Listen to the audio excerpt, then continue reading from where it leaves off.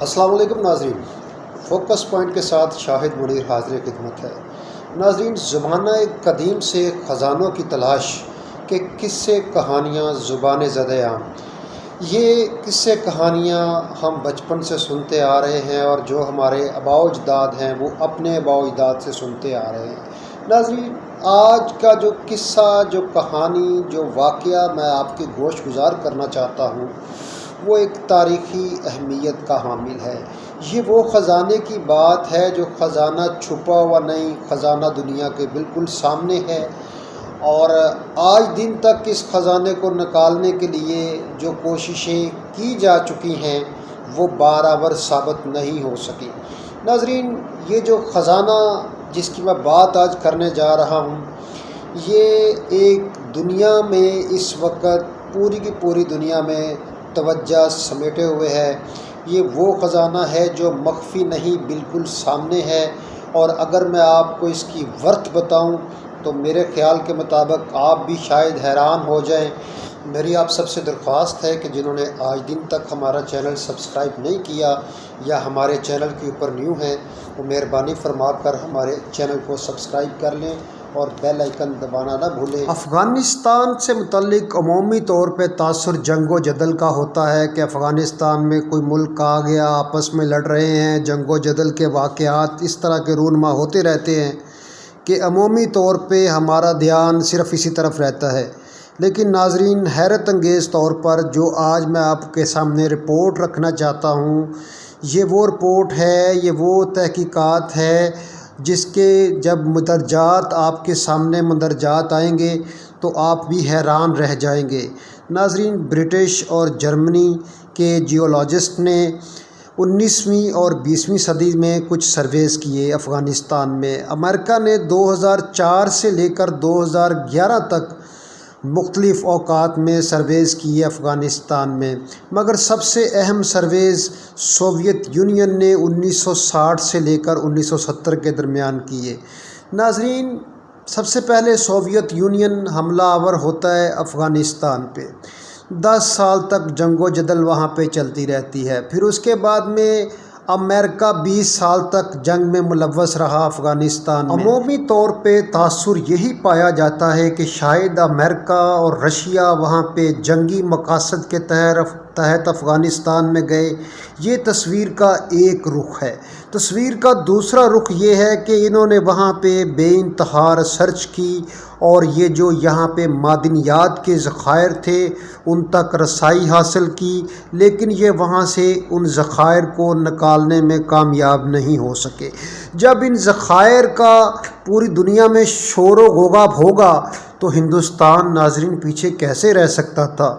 ہندوستان بھی اس لالچ میں وہاں پہ افغانستان میں جا پہنچا کہ چلے کسی بہانے میں بھی یہ جو خزانے ہیں، جو یہاں پہ ذخائر ہیں، اس بہتی گنگا میں سے کچھ نہ کچھ میں بھی لے کے نکلوں۔ لیکن ناظرین، قسمت کو یہ منظور نہ تھا اور یہ تینوں کے تینوں ممالک، ہندوستان، امریکہ اور سوویت یونین، تینوں افغانستان سے نامراد لوٹے اور تینوں کے ہاتھ میں کچھ بھی نہ آئے۔ اگر ہم بات کریں افغانستان میں موجود معدنیات کی تو ناظرین 57.7 ملین میٹرک ٹن خالص کاپر کے ذخائر، جن کی موجودہ قیمت $516 بلین ہے۔ ناظرین، $516 بلین کے 57.7 ملین میٹرک ٹن خالص کاپر کے ذخائر افغانستان میں پائے جاتے ہیں۔ کاپر جس میں کوبالٹ کی مقدار بھی ہے۔ کابل سے صرف 18 میل دور 30 کلومیٹر ساؤتھ کی جانب 1979 سے لے کے 1999 تک سوویت یونین نے بڑے پیمانے پر کام شروع کیا، لیکن یہاں سے یہ معدنیات نکالنے میں ناکام رہے۔ ناظرین، زمرد، یاقوت، مرجان اور جیم سٹونز کے قیمتی ترین پتھر افغانستان میں پوری دنیا میں سب سے زیادہ پائے جاتے ہیں۔ ناظرین، سائنسدانوں کے اندازوں سے بڑے ذخائر کی توقع یہاں پہ کی جا رہی ہے۔ ناظرین، iron, copper, lithium, cobalt, mercury, uranium, gold, ناظرین یہ تمام اور دیگر بے شمار یہاں پہ معدنیات کے ذخائر پائے جاتے ہیں۔ ناظرین، لیتھیم کے ذخائر نورستان صوبے میں پائے جاتے ہیں۔ سوویت یونین کے سرویز کے مطابق یہ دنیا کے سب سے بہترین ذخائر ہے۔ اہم بات، کاپر اور لیتھیم دونوں شاید و نادر ہی زمین سے نکلتے ہیں۔ یہ دونوں چیزیں آج کل کی مارکیٹ میں بے حد ضروری اور اہمیت کی حامل ہیں۔ دونوں انرجی اور الیکٹرک گاڑیوں میں استعمال ہو رہی ہیں۔ افغانستان کے صوبے ہلمند میں تقریباً 1.4 ملین میٹرک ٹن لیتھیم، جس کی قیمت کا تخمینہ 45,000 فی میٹرک ٹن ہے، پائی جاتی ہے۔ ناظرین، افغانستان میں دنیا کا بہترین لوہا بھی پایا جاتا ہے۔ ناظرین، دور جدید میں لیتھیم موبائل فون سے لے کر لیپ ٹاپ اور گاڑیوں کی بیٹریوں میں استعمال ہوتا ہے۔ $900 ارب پینٹاگون کی اسیسمنٹ کے مطابق اس کی ورتھ ہے۔ نیو بیم اسٹیل کو زیادہ مضبوط کرتا ہے۔ نیو بیم کے وافر ذخائر اور تانبے کے وافر ذخائر بھی افغانستان میں موجود ہیں۔ ناظرین، افغانستان کا خطہ سرزمین پہ افغانستان میں طالبان کی حکومت آنے کے بعد میں طالبان حکومت کا جھکاؤ چائنا اور کوریا کی طرف ہے۔ ناظرین، ہندوستان افغانستان میں ناکام ہو چکا، نامراد ہو چکا، رشیا اور امریکہ بھی نامراد ہو چکے۔